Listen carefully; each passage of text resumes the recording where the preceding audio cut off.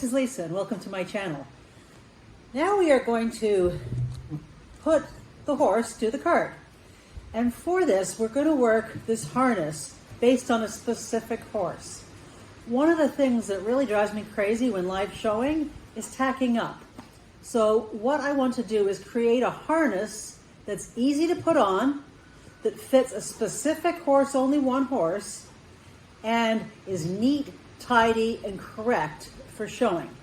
I also want to make this as easy as I can so that anybody can follow along and make a nice harness for themselves. Now I've got some black leather lace, and I actually have a little bit of patent leather. We're going to work that into it as well. This is the look I'm going for. I really think this is going to work well for the Meadowbrook cart. It's a nice clean look, nice harness, and it's a ride and drive class that she is doing. So after this, she will ride this horse in a hunt seat class. So this is the look we're going for, and I will leave the link to this page down below. As I've already mentioned, I'm trying to make this as simple as possible. Now, if you want to fancy that up, it's fine. You can add keepers, make it more adjustable, make it fancier, make it narrow or thicker. Here's one case where I've made a thicker piece on the back to see what I'd like, but with this horse I'd prefer the thinner piece. First we're going to start with the drivetrain. This is what pulls the cart. So when we have the cart up here, where it's supposed to be, the traces should run as direct as possible from the chest piece to the back of the cart, leaving enough room so that the horse would not be hit by the cart. The traces should come up around the shoulder, somewhat like this. The other part we're going to be doing is the brakes. The brakes wrap around the traces, and when the horse stops, this bumps up against the butt and stops the horse from getting hit. We also have the start of the crouper here. So in this video, these are the three pieces we're going to do. And as you can see, they're not fully finished yet because we're going to have the rest before we do all the final finishes. So for the drivetrain, I'm using a breastplate style. This must not cut into the windpipe or rub on the point of the shoulder. So we want it to hit low, so we're not rubbing. You can also have a straight piece here, but I personally like the shape for a real horse with a V, but that's up to you. I'm also using a lining and an overtop piece because it makes it easier to put in all the extra pieces.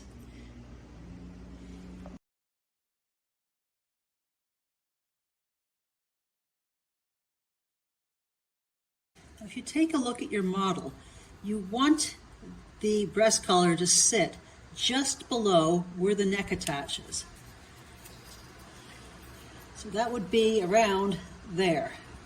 However, I might want it up here. So I'm going to create a bit of a V shape and play with that until I get the exact shape that I want. So it can be straight or it can be a bit of a V in the front. So let's say I want to be no higher than here. I want it to come around his shoulders and end around here, and the thickness like that. And continue along with the same process here. Mark the center line, and then over the shoulder, point around and to where you want it.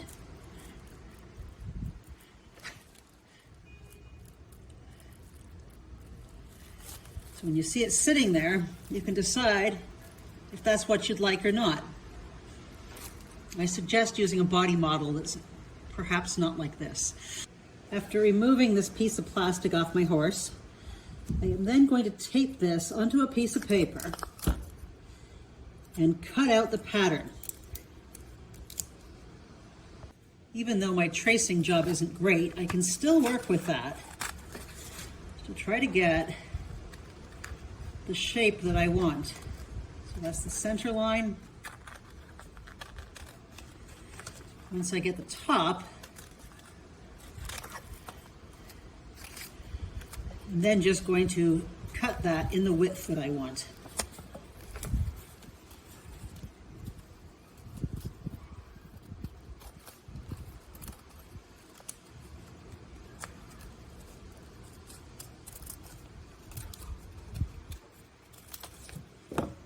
On this paper, I've marked the center line and the horse's left, and I'm going to try that on him. Now I'm going over the shoulder point, below the neckline, and from side to side. I'm just going to have to clean off that the width a little bit, but that fits that model. So I'm going to clean that pattern up with the same width all the way along, because I'm just doing width by eye based on this model. Fold it in half. You can also see how much different the right and left sides are. But the whole point is to fit it for this model only, and you want it to look perfect. So using a ruler, I chose my width as 8 millimeters and marked points on here to create a neater pattern. Cutting the ends off straight, and I'll probably round the ends a bit. Now that it's cut out, I'm just going to test it one more time on the model. And if I'm happy with that, that is my first pattern. So working with the pattern more on the model, I made a few more tweaks to it and made it a little deeper in the center. Now, you do what works with your model. Each one is different. And once you're happy with it, that will be the lining. Now we're going to cut a second one out, identical, and we're going to modify it for the piece that goes on top.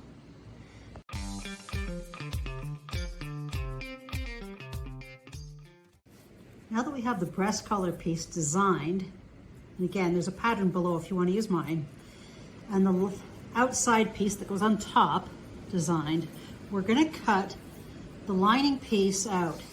Now, I am using patent leather.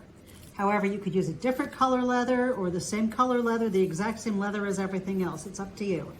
I'm just using patent leather to show you how it works. Again, white would also look really nice. Then for this piece that goes on top, I'm going to cut that out of regular leather. And when I'm doing that, I tape that onto the back side to cut it out. On the breeching, I'm using the buckles for 3/16 inch leather. So these end pieces that go on top of the lining for the breast collar also have to be 3/16 at each end when you're designing it. When I made the pattern for the top section of the breastplate, what I did is basically traced on the existing breastplate liner and then just took a little bit off all the way around, making sure this thickness at the end was the 3/16 or thick leather. Now that is going to fold here, and a buckle is going to sit on top. So if you're making your own design, plan that accordingly. I have some 1/8 inch D-rings here, and I'm going to prepare 5 of those. Plus this 1/8 inch leather, I'm going to thin it and prepare 5 pieces that are about a 1/2 inch long. With each one of these little pieces, thread on a D-ring, fold it in half, and glue it shut. And we need 5 of those. For the trace buckles, I'm going to use 2 large 3/16 inch buckles. Now all of these supplies are pretty much everything comes from Rio Rondo. With the good side up, thread one of these buckles on each side of this top section of the breast collar piece. These, when glued down, which we're not doing right away, should sit right on top of the edge, like that.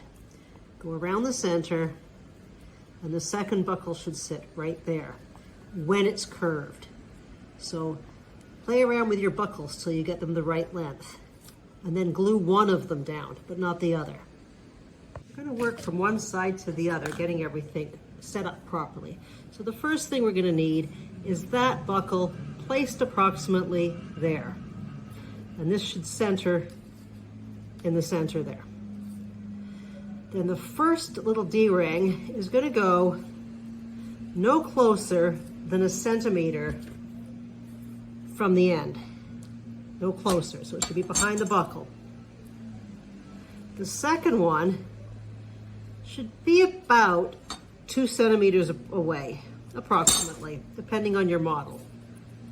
So right now we're just sitting here. There's no glue involved yet. Again, these can be adjusted accordingly. That looks by eye about right to me. So what we need to do is glue on from here to here, tucking these in, keeping this centered, and trimming off the extra. So we're just going to glue from here to there, including these 2 D-rings and that. Make sure that the buckle is free. There is the first section glued in. I'm just giving it a little stretch to make sure the curve is there, equal on both sides. And I forgot to put the stitch markings on again. So before I go any further, I'm just going to run some stitch markings along here with a pounce tool. My bad, yet again. So just running some of those along the top section, not the patent leather. Now applying glue from about here to here, I'm going to glue the rest of that on a curve and have another D-ring sticking out the bottom this time. This will be for the false martingale or whatever it's going to be used for. And again, that has to have enough stretch when it's glued on to be a bit of a curve. So make sure this piece is right directly in the middle and facing down. You can see once it's glued that you can see the full D-ring underneath. It's not tucked up inside with that leather, same with these side ones. Applied some glue to this top piece and I folded this in half, and I'm going to work this piece along till I get to that one. I'm going to match that one, and then I'm going to match the next one. The buckle part is not yet glued. I'm going to do that next. I'll place that around the model's neck, make sure it sits where I want it still, and that I like where everything is placed, and I want it to dry in that position. So with a curve. So keep that curve shape and lay it down to dry. Now with the cart in place, the breastplate just sitting there, I want to cut a piece of this thick 3/16 inch leather. And I need it long enough to go from just past the single tree. We may tweak it later. So maybe 3/4 of an inch past to the point where this breast collar is, and then add another 3/4 of an inch. So a piece about that long, making sure that the horse is in the location that you want him to be. Cut 2 of those. Cut 4 pieces and thin them of the 3/32 or the thinner leather, 2 inches long. We need 4 of those. Prepare 4 3/32 inch buckles, and once you do, thread one of these pieces on and through,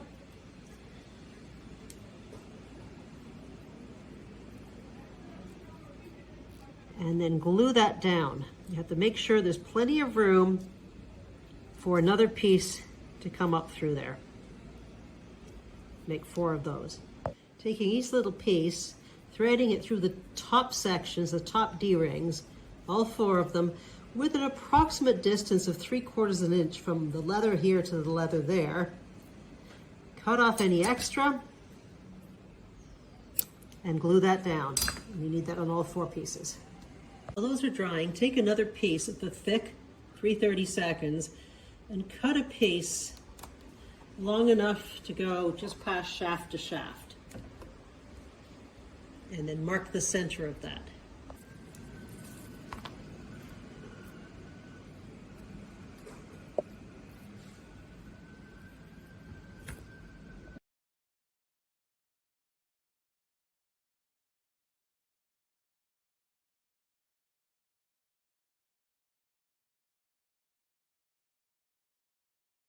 With a pattern piece, 1 inch long and 8 millimeters wide, I'm going to take this, and I've rounded the corners since I rounded everything else. I'm going to glue it on upside down onto a piece of my lining fabric. Cut that out. You will need 2 jump rings around the same diameter as your turret rings. These will also hold the reins. You'll need 2 of those. Take a very thin piece of the 3/32 leather, run a ring through it,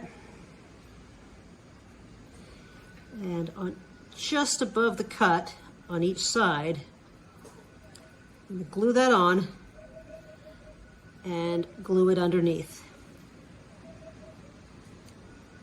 Like that. You want 2 of them.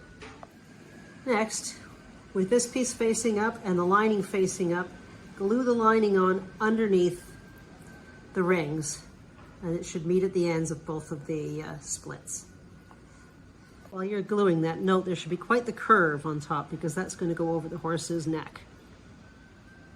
And try to keep even on both sides. And again, I haven't been doing it myself, but put stitch markings on wherever you want them. The 2 pieces you cut for the traces, you might want to thin the leather a little. Put a point on each end, or one end of each, and then buckle that on to each side.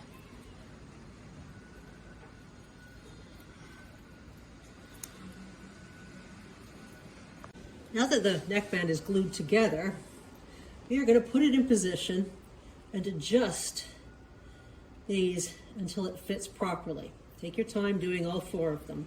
And just note, these traces are going to go through here, run through the loop in the cart, and they're going to hook on to the single tree. But we're not worried about that yet. Right now, we just want to make sure that this is in the correct place and all these are properly adjusted. So I've done some tweaking and I'm holding the traces back to have a good look. So this ring should be centered. This piece should be on the top of the neck with a rein ring on each side. There shouldn't be any bagging where possible, so they need to be a little tighter. And once you've got it correct, I'm going to cut these to a more, so they're not cut to a better spot where they're not covering anything.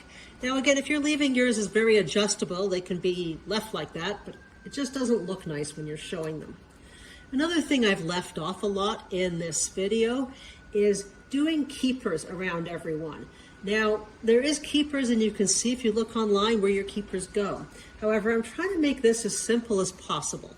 So if you want to do keepers, go for it, but I am leaving them off in most places due to the fact that they're a step up, and you can do them quite easily just by looking it up, determining where they should go. So you want this to be fitted, no gaps, no pulling. So it's a little gappy there, a lot of it because of its mane. Adjust that till you have that right, and that piece is ready to go. You can see the difference when I've cut off the little piece tails going there. Another thing you can do is press in these buckles so that they lay flatter. And press them against something hard, probably not your model. Now the whole point too is that when it sits on the model, you should not need sticky wax to keep anything in place. It should just naturally fall based on the way you've adjusted it and created it.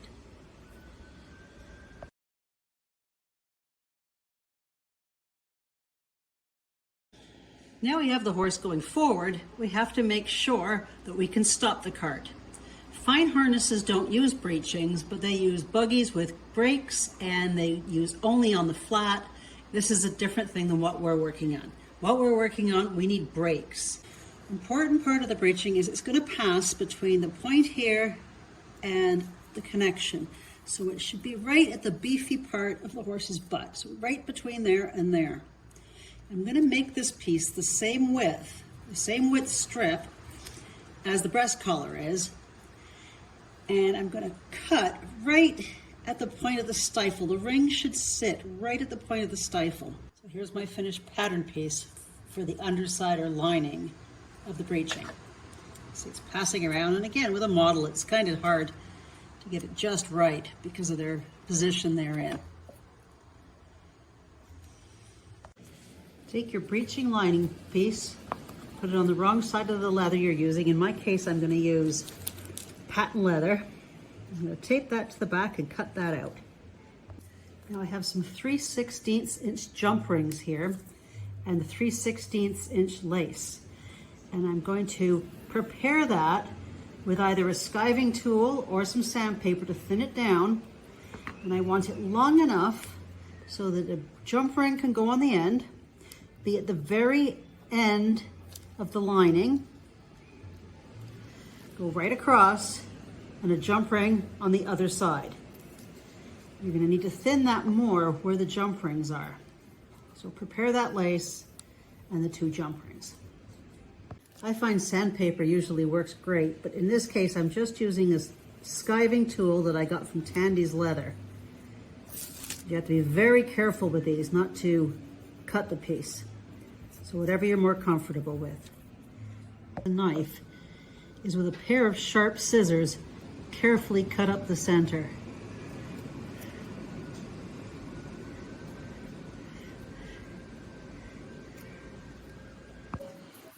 Next, thin down some 1/8 inch leather strip, about a foot of it, and thin it as much as you can. Make sure you still leave it durable. Too thin and it will might break.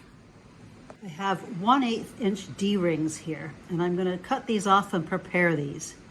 Just making sure there's no rough edge. Cut 2 pieces of 1/8 inch leather, 1/2 of an inch long, and make sure they're thin. Take these tiny pieces, thread them through the D-ring, fold them in half, and glue them together. You need 2 of those. With the back breeching piece that goes around the horse's butt, with your leather lace, glue 1 ring on and let that dry. Take your 2 little rings and lay them on each end, about 1 1/8 inch in from each end. Just lay them there. Now, with this piece that's glued, with the ring hanging over the end, you're going to glue this so that it goes all the way almost to the end, because you're going to put another ring on here. And underneath, push those little pieces in with the D-rings and glue them down. The center piece should be centered over the lining. Once you get to the end, glue on your other ring so that it will also sit over the back, and glue that piece down. Now we're going to curve this over the horse's butt while it's gluing. So we're applying glue from this end to just past where this is going to glue on first. So as I lay this down here, right in the center, I'm going to scooch that in at the 1 1/4 place. Keeping it centered, go to the next one, and scooch that piece in.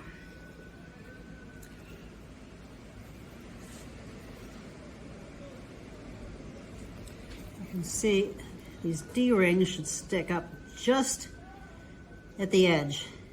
If there's anything sticking off the other side, trim that off. Before it dries, put it on the horse and get the shape coming around the butt. And then let it dry that way. Once that's pretty much dry, I'm going to put this ring on the other end so that it sits right at the end. Fold it over, trim off the end, and glue. When working with pattern leather, you need a little more glue than you normally would use. And if you get some extra glue there, take a little bit of WD-40 onto a Q-tip and just wipe it on and let it sit for a few minutes, and it should come off easily. Now this piece is done, you can see it's permanently curved and should sit on your horse right around there. I'm going to take 4 1/8 buckles and prepare those. Just cutting off the ends. color of the findings you use for your harness should all be the same, so all silver or all gold, and it should be consistent with your cart.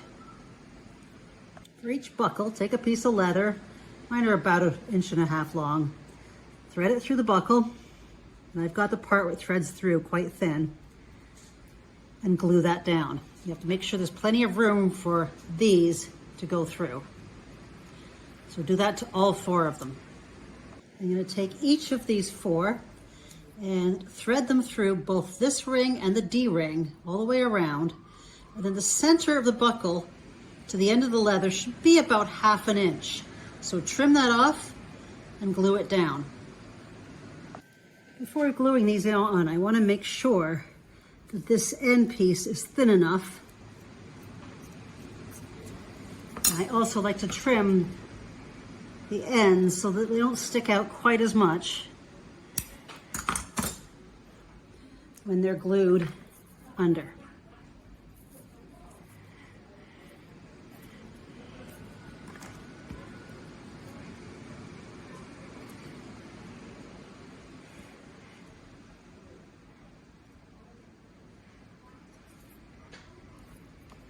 And that is what the piece should look like, with the 4 little pieces sticking up, ready to go. Once these are dry, I'm going to take these 4 pieces and thread them through, put little points on and thread them through the buckles. Now that we've got the pieces in, with this between here and here, the top of the tail and the hip, and with this placed, as we discussed before, between there and there, we're going to adjust these so that it lays properly. It takes some tweaking. So just play around with this until you've got it perfectly where this stays right where it's supposed to be, and this lays where it's supposed to be, and these are flat. So it takes some adjusting of these buckles. The hold back straps, take 2 pieces, approximately 6 inches long.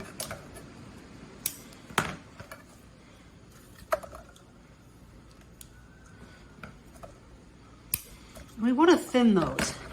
So using the way we usually thin it, we want them to be quite flexible. On each of the 6-inch pieces, thread through 1/8 of an inch buckle and glue that down. Now you can use a keeper here, but I really don't think it's necessary. Again, it depends on the level of harness you want to do. One of the things I had forgot to do, my bad, is to add stitch lines, but I can still do it at this point.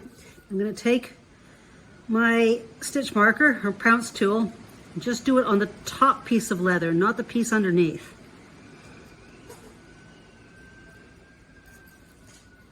Now that I've got my stitch marks on, I'm going to take the 6-inch piece, thread it through here, and with the buckle up and fairly close to this ring, I'm going to glue this, making sure the buckle is free. Now normally you would have a keeper around here. Notice when gluing, that buckle is free. So we have the breeching now to a certain point, and we're going to leave that for adjustments till closer to the end. So these will be fixed later, and so will this piece right here.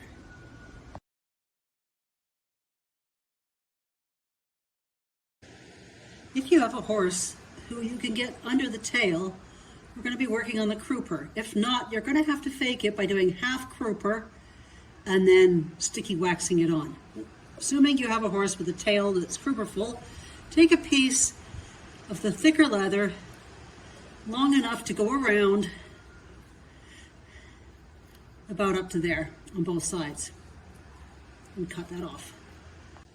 With the crouper under the tail, mark to approximately here, just above the point of the tail on both sides, then trim this section to about 1/8, the same size as a 1/8 piece of leather. So trim a little off each side.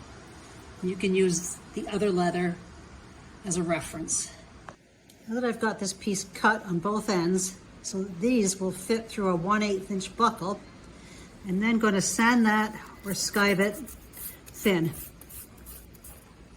Keep sanding or thinning that until it folds in half lengthwise, so that you can fold it. Add some glue on the thick piece, and then folding it in half, wrong side together, work that between your fingers, rolling it. So we're going to try to do some rolled leather here. Just like fold it and then roll it between your fingers. Fold it and roll it. Takes a little bit of manipulation. Fold and roll. This takes quite a bit. Squeeze, roll as you go. And a little bit of effort. It doesn't happen right away. It'll take a few minutes to get this done. While I'm rolling it, I want to shape it so that it's all with the join underneath, so that it fits under the tail.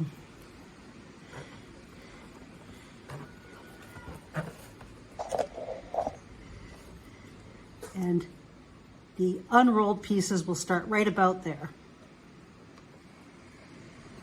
That way nothing is pinching the horse.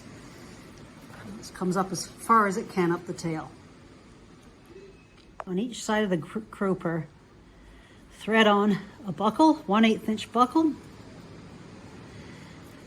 And we're going to glue those down, leaving a little bit of the flat section showing. So when it goes on the model, it will look something like a little bit more than that. A bit. You want the buckles to be sitting just in front of the tail. Next, cut a piece of 3/16 inch, the thicker leather,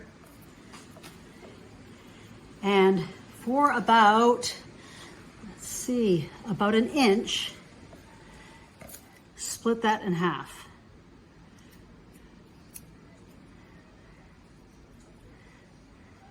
And this will be where the crouper attaches to.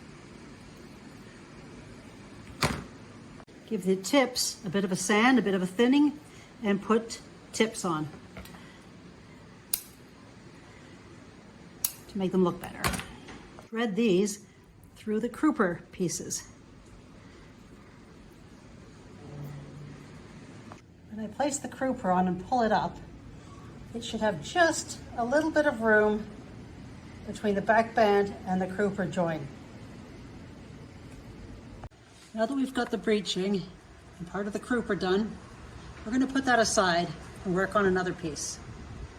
All these extra buckle pieces and the connection through here will be done when we do the saddle.